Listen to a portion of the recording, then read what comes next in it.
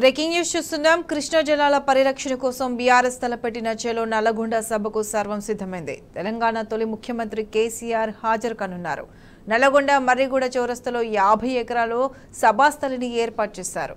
మాజీ మంత్రి జగదీష్ రెడ్డి దగ్గరుండి సభ ఏర్పాట్లను పర్యవేక్షిస్తున్నారు. గులాబీ జెండాలతో స్వాగత తోరణాలను ఏర్పాటు చేశారు. దీంతో నల్లగొండ పట్టణం మొత్తం గులాబీమయమైంది.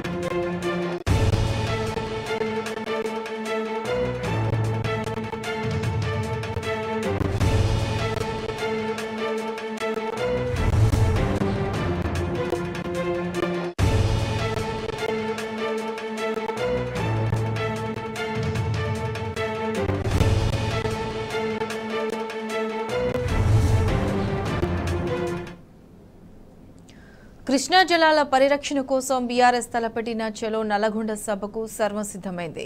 తెలంగాణ తొలి ముఖ్యమంత్రి కేసీఆర్ హాజరు కానున్నారు. నల్లగొండ మర్రిగూడ చౌరస్తాలో 50 ఎకరాల్లో సభాస్థలిని ఏర్పాటు చేశారు. మాజీ మంత్రి జగదీష్ రెడ్డి దగ్గరుండి సభ ఏర్పాట్లను పర్యవేక్షిస్తున్నారు. గులాబీ జెండాలతో స్వాగత తోరణాలను ఏర్పాటు చేశారు. దీంతో నల్లగొండ పట్టణం మొత్తం గులాబీమయమైంది.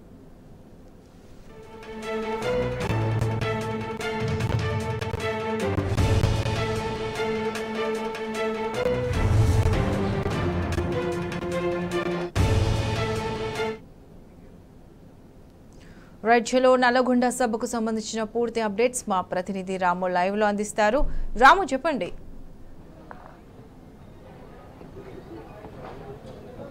ప్రత్యూష, రేపు కేసీఆర్ గారు హాజరవుతున్నటువంటి ఈ భారీ బహిరంగ సభకు ఏర్పాట్లన్నీ కూడా పూర్తయ్యాయి. నల్గొండ పట్టణంలోని మర్రిగూడ బైపాస్ వద్ద దాదాపు 50 ఎకరాల సువిశాల విస్తీర్ణంలో ఈ సభ ఏర్పాట్లన్నీ కూడా చాలా గ్రాండ్గా చేస్తూ ఉన్నారు. ఎన్నికల తర్వాత ఒక పెద్ద సమస్య పైన పోరాడడానికి కేసీఆర్ గారు వస్తున్నారు కాబట్టి కేసీఆర్ గారిని చూడడానికి, ఆయన ప్రసంగాన్ని వినడానికి పెద్ద ఎత్తున రైతులు తరలి వస్తూ ఉన్నారు. కృష్ణా నది పరివాహక జిల్లాలు ఏదైతే ఉన్నాయో ఉమ్మడి మహబూబ్నగర్, ఉమ్మడి ఖమ్మం, ఉమ్మడి నల్గొండ జిల్లా, హైదరాబాద్, రంగారెడ్డి జిల్లా నుంచి కూడా లక్షలాది మంది రైతులు పార్టీలకు అతీతంగా, రాజకీయాలకు అతీతంగా ఇక్కడికి రాబోతూ ఉన్నారు. ఒక సమరశంఖం పూరించబోతా ఉన్నారు.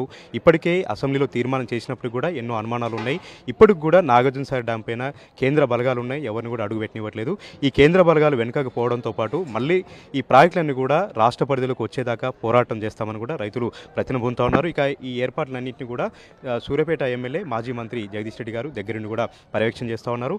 ఆయా నియోజకవర్గ ఇన్ఛార్జీలు ఎంపీ లింగయ్య యాదవ్ గారు, అదేవిధంగా నల్గొండ సంబంధించినటువంటి మాజీ శాసనసభ్యులు కంచల భూపారెడ్డి, తుంగతుర్తి మాజీ ఎమ్మెల్యే గాదర్ కిషోర్ కుమార్, వీళ్ళందరూ కూడా ఎక్కడికక్కడ బాధ్యతలు పంచుకొని భారీగా ఏర్పాట్లు చేసినటువంటి విజువల్స్ కూడా మనం చూస్తూ ఉన్నాం. రేపు 3 గంటలకు ఇక్కడికి రాబోతూ ఉన్నారు కేసీఆర్ గారు.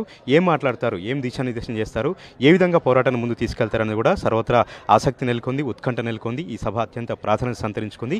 ఇక ఈ ఏదైతే కృష్ణా బోర్డు పరిధిలోకి ఈ ప్రాజెక్టులన్నీ కూడా పోయాయో, నల్గొండ, మహబూబ్నగర్ ఇవన్నీ కూడా ఎడారిగా మారుతున్నటువంటి నేపథ్యంలో రైతులు అయితే ఆవేదన చెందుతూ ఉన్నారు. ఒక రకమైనటువంటి ప్రమాదం పొంచుకొచ్చింది కాబట్టి వాళ్ళందరూ కూడా మనోవేదనకు గురవుతూ ఉన్నారు. ఇన్ని రోజులు కూడా సస్యశ్యామలంగా పండించుకున్నటువంటి భూములను కూడా రేపు బీడు భూములుగా మారబోతున్నాయనే ఒక ఆందోళనతో వారందరూ కూడా ఉన్నారు కాబట్టి మరొక పోరాటానికి సిద్ధమవుతున్నారు. కేసీఆర్ గారు ఉక్కు పిడికిలు బిగించారు కాబట్టి కేసీఆర్ గారు వెంట నడవడానికి పెద్ద ఎత్తున తరలి వస్తున్నారు. ప్రస్తుతం ఈ సభ ఏర్పాట్లను పర్యవేక్షణ చేస్తున్నటువంటి ఎంపీ లింగయ్య యాదవ్ గారు మనతో ఉన్నారు. వారితో మనం మాట్లాడదాం. ఎట్లా ఉందండి, కృష్ణానది పరివాహక జిల్లాల నుంచి రైతులు ఎట్లా తరలి వస్తూ ఉన్నారు? ఇది రైతు గర్జన సభ అంటా ఉన్నారు. రైతుల యొక్క ఆగ్రహం ఇక్కడ మనకు వ్యక్తం అవుతోంది. ఎట్లా ఉంది, ఏం సాధించబోతా ఉన్నారు, ఎట్లా అల్టిమేటం జారీ చేయబోతా ఉన్నారు? ముఖ్యంగా మా నల్గొండ జిల్లాతో పాటు 14 జిల్లాలకు నష్టం జరిగేటువంటి విధంగా కృష్ణానది పరివాహక ప్రాంతంలో ఉన్నటువంటి నాగార్జునసాగర్, శ్రీశైలం డ్యాము కింద ఉన్నటువంటి రైతాంగం ఇవాళ మొత్తం కూడా ఇబ్బంది పడే పరిస్థితికి వచ్చిందని చెప్పి కేసీఆర్ నాయకత్వంలో రేపు 3 గంటలకు మరి రైతులకు మరి ఈ యొక్క జరుగుతున్న పరిస్థితులను బీఆర్ఎస్ పార్టీ అధినేతగా, ఉద్యమ నాయకునిగా గతంలో కూడా కేసీఆర్ గారు ఇదే ఆంధ్రాకు నీళ్ళు ఇచ్చి తెలంగాణకు అన్యాయం జరుగుతుంటే కోదాడి నుంచి హాలియా దాకా పాదయాత్ర చేసిన నాయకుడు. కాబట్టి ఈ 2 ప్రాజెక్టులను కేఆర్ఎంబీకి ఒప్పజెప్పేటువంటి జీవోను వ్యతిరేకిస్తూ ఉద్యమం చేపట్టిండు. ఖచ్చితంగా కేంద్రానికి ఒప్పజెప్పినట్టయితే ఈ ప్రాంతంలో కనీసం దగ్గర 7 లక్షల ఆయకట్టు మన నల్గొండ జిల్లాలో ఎడమకాల కింద 4.5 లక్షలు, ఏఎంఆర్ కింద 2.5 లక్షలు ఉంది. నష్టం జరుగుతుంది. ఇప్పటికే మొన్న 10 సంవత్సరాలు కేసీఆర్ ముఖ్యమంత్రి ఉన్నప్పుడు 2 కార్లు నీళ్ళు ఇచ్చిండు. కానీ ఇప్పటికి 2వ కారు నీళ్ళు త్రాగునీరు కూడా బంద్ చేసినటువంటి దౌర్భాగ్య స్థితి ఉంది కాంగ్రెస్ ప్రభుత్వం వచ్చినాక. అందుకని ఈ ప్రాంతపు రైతులకు అన్యాయం జరగొద్దని చెప్పి ఓ తెలంగాణ వాదిగా కేసీఆర్ గారు నడుం బిగించిండు. బ్రహ్మాండంగా ఇది మా జిల్లాకు సంబంధించినటువంటి ప్రజలందరూ కూడా పెద్ద ఎత్తున రేపు తరలి వస్తారు.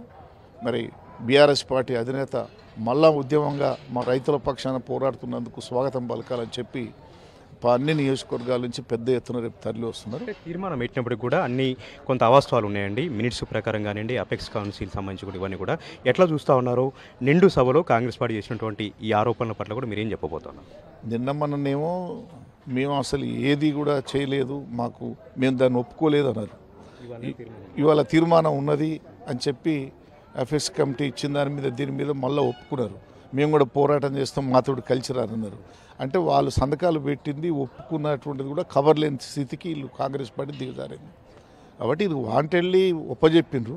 మళ్ళీ రైతుల్లో తిరుగుబాటు వస్తుందని చెప్పి కేసీఆర్ ఉద్యమం ఎప్పుడైతే తీసుకుండో మళ్ళీ మాట వెనుక తీసుకొని అబద్ధాలు ఆడుతున్నారు. ఏది ఏమైనా ఈ యొక్క కృష్ణా జలాల విషయంలో పోరాటం ఆగదు. బీఆర్ఎస్ పుట్టిందే తెలంగాణ కోసం. అయ్యాలు కూడా మన నీళ్లు, మన నిధులు, మన ఉద్యోగాలు కావాలని కేసీఆర్ దచ్చుడు, తెలంగాణ వచ్చుడు అని పోరాడిన మహానాయకుడు కేసీఆర్.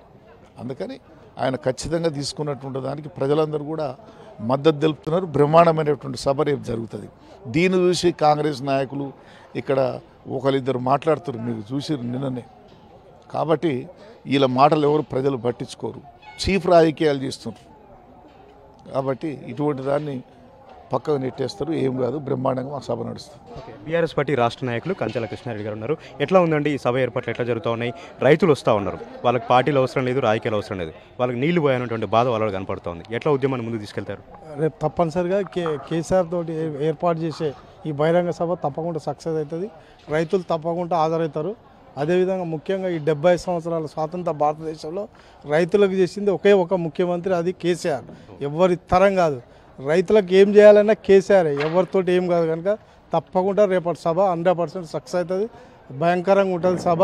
ఎవరు ఏ మంత్రి గింత్రి ఎవరు అడ్డం వచ్చినా ఇది ఆగదు, గాలి కొట్టుకపోతుంది. దానికి డౌట్ పడాల్సిన అవసరం లేదు. ఈ సభ తర్వాత ఇంకెట్లా ఉండబోతుంది సార్? ఉద్యమాన్ని ఎట్లా ఉద్యమం చేయబోతున్నారు? ఇప్పటికి కూడా సాగర్లో కేంద్ర బలగాలు ఉన్నాయి, ఎవరిని కూడా అడుగు పెట్టనివ్వట్లేదు. ఇంకెట్లా ముందుకు తీసుకెళ్తారు? తప్పకుండా కేసీఆర్ ఏదన్నా కేసీఆర్ చేయాలి, తప్పకుండా చేస్తాడు. దాని కొరకు ఏదైనా చేయగలుగుతాం. మేము అనుచరులం ఉంటాము, రైతులు ఉంటారు, కార్యకర్తలు ఉంటారు. తప్పకుండా పోరాటం చేస్తాం. ఆల్రెడీ అసెంబ్లీలో ఈరోజు బిల్లు పెట్టినట్టుంది. తప్పకుండా ఆల్రెడీ భయపడారు. కేసీఆర్ అంటేనే భయపెడతాడు, అందులో డౌటే లేదు. ఇంకొకటి కూడా నేను చెప్తున్నా, తెలంగాణ ఇచ్చిన కాంగ్రెస్ అంటారు. తెలంగాణ ఎక్కడిచ్చింది కాంగ్రెస్? తెలంగాణ ఇయ్యలే, కేసీఆర్ గుంజుకుండేది. కనుక ఏది చేయాలన్నా కేసీఆర్ చేస్తాడు, కేసీఆర్ తోటి అవుతుంది. సార్, ఇక్కడ ఉన్నటువంటి మంత్రి ఆరోపణలు చేస్తూ ఉన్నారు సార్, క్షమాపణ చెప్పి రావాలంటూ ఉన్నారు, బహిష్కరిస్తామంటున్నారు, సభను అడ్డుకుంటామని చెప్తా ఉన్నారు సార్. ఇవన్నీ ప్రజాస్వామ్యంలో కరెక్టేనా? ఈ అడ్డుకోవడాలు ఇవన్నీ కూడా ఎట్లా సమాధానం చెప్తారు మీరు? ఇక్కడున్న మంత్రి గురించి ఒక నిమిషం మాట్లాడాలి. గత 10 సంవత్సరాలలో కాంగ్రెస్ పార్టీని ఏ రోజన్నా సమర్థించండి ఈ మంత్రి? ఇప్పుడు ఏదో మాట్లాడుతారు, అధికారం రాగానే నేను మంత్రి, నేను కాంగ్రెస్ లీడర్ అని మాట్లాడుతారు. వాళ్ళిద్దరు కోమటిరెడ్డి బ్రదర్స్ ఏ రోజైనా కాంగ్రెస్ పార్టీని సమర్థించి కాంగ్రెస్ పార్టీ కొరకు పనిచేసి రావాళ్ళు. ఆ కాంగ్రెస్ కార్యకర్తలనే చెప్పమనండి. ఇప్పుడు మాట్లాడడం కాదు, ప్రతిపక్షం ఉన్నప్పుడు మాట్లాడాలి. ఇప్పుడు ఎవడైనా మాట్లాడతారు. నల్ల జెండాలతో నిరసన తెలుపుతామంటున్నారు, కుర్చేసి ఒక నిరసన కార్యక్రమాలు చేస్తూ ఉంటున్నారు సార్. ఇవన్నీ కూడా ఎట్లా ఉండబోతుంది? ఏ విధంగాటువంటి సమాధానం మీరు చెప్పబోతాం? వాళ్ళు నల్ల జెండాలతో చేస్తాం, మేము మా జెండాలతో చేస్తాం. ఇక్కడ వాళ్ళకు ఎవ్వరు భయపడరు. కేసీఆర్ అందులో అధికారం లేనప్పుడే ధైర్యంగా ఉంటాడు, ఇంకా బలంగా పనిచేస్తాడు. సింహం ఇది, ఎవ్వరు భయపడాల్సిన అవసరం లేదు. సభను అడ్డుకునే దమ్ముందా సార్? దమ్ము అసలే లేదు. ఏదన్నా ఉంటే మాతోటి అవుతుంది, వాళ్ళతోటి ఏది కాదు. ఇక విద్యావేత్త ఒంటెద్దు నరసింహారెడ్డి గారు ఉన్నారు సార్. ఎట్లా చేస్తున్నారు సార్? ఈ సభ అంతా కూడా ఎట్లా ఉండబోతోంది? రైతాంగ సభలాగా ఏ విధంగా ముందుకు తీసుకెళ్తారు? పోరాటాలు ఎట్లా వృత్తం చేస్తారు? అంటే యాక్చువల్గా ఇది ఓట్ల కోసమో రాజకీయం కోసమో కేసీఆర్ గారు ఈ సభ పెడతలేవు. ఇప్పుడు నల్గొండ లేవు, ఓట్లు లేవు, ఏం రాజకీయం లేదు.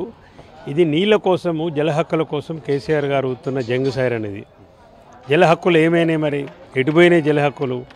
కృష్ణా బోర్డుకు, కృష్ణా కేఆర్ఎన్బికి శ్రీశైలము ప్లస్ నాగార్జున సాగర్ ఇతర ప్రాజెక్టులు అప్పచెప్పడానికి కాంగ్రెస్ పార్టీ దొంగ ప్లాన్ చేసింది.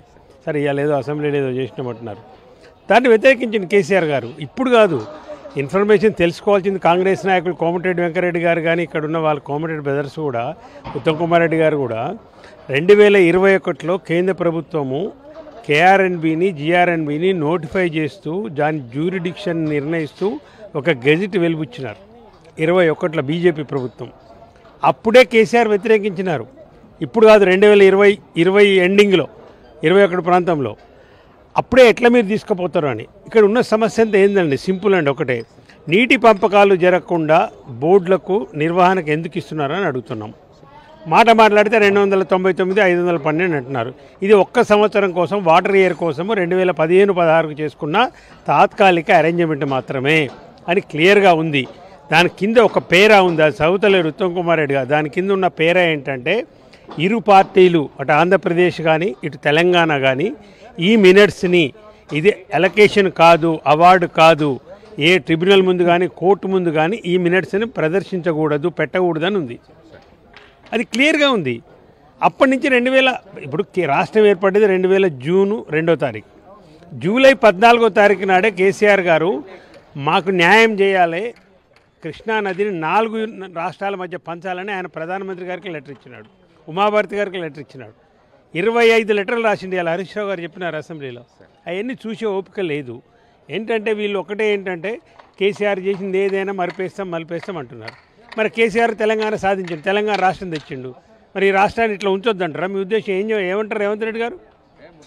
ఏంటి మీ ఆలోచన ఏంది?